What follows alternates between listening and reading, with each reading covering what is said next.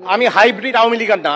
মাননীয় প্রধানমন্ত্রী উনি যে অগ্রগতির যে ধারা, উন্নয়নের যে ধারাবাহিকতা রেখেছেন, সেই ধারাবাহিকতার জন্যই আমি দেশের এই পরিস্থিতিতে কেন্দ্রীয় সরকার যখন রাষ্ট্র চালাতে হিমশিম খাচ্ছে, তখন রুবেলের কঠিন হুঙ্কার যে আওয়ামী লীগ সরকারকে ফিরিয়ে আনতে চাই এবং আমরা কখনো হাইব্রিড আওয়ামী লীগ করিনি এবং আমি সেই স্কুল এবং কলেজ লাইফ ভার্সিটি থেকে আমি জড়িত। তো মাসুম পারভেজ রুবেল আরও বলে যে আজকে দেখেন যে এই কয়েকদিন হাসিনার পতনের ফলে দেশে কি হচ্ছে এবং হাসিনাকে আমি হাইব্রিড আওয়ামী লীগার না। আমি ছাত্রলীগ করি সেই ঢাকা ইউনিভার্সিটি থেকে।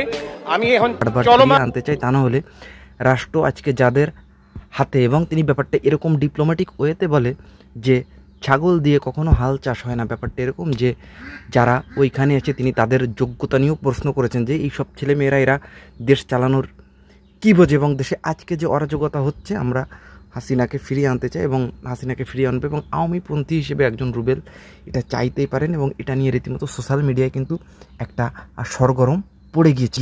রুবেল আরও বলেন যে এখন যারা এই পদে রয়েছে এবং যারা এখন দেশ পরিচালনা করছে এদের কী যোগ্যতা, এবং তিনি এটাও বলেন যে আজকে তারা সামান্য সময়ের জন্য এসে যারা আন্দোলন করেছিল, যারা একটা চাকরির জন্য, আজকে তারা দেশের উচ্চ পর্যায়ের মন্ত্রীর পদ পেয়ে যাচ্ছে, তো সেখানে দুর্নীতি এবং হানাহানি থাকবে। এবং রুবেল এটাও বলেন যে আজকে সংখ্যালঘুদের উপরে যে হামলা, যে হানাহানি হচ্ছে, এটা তো আমরা আগে পরে কখনো দেখিনি এবং আমরা চাই যে আমরা বঙ্গবন্ধুর যে সৈনিক হিসেবে আমরা চাই যে শেখ হাসিনা ফিরে আসুক। তো রুবেল এটা বারবার চাচ্ছে। তো রুবেলের এই কঠিন হুঙ্কার দেশের এই পরিস্থিতিতে আপনারা কিভাবে দেখছেন?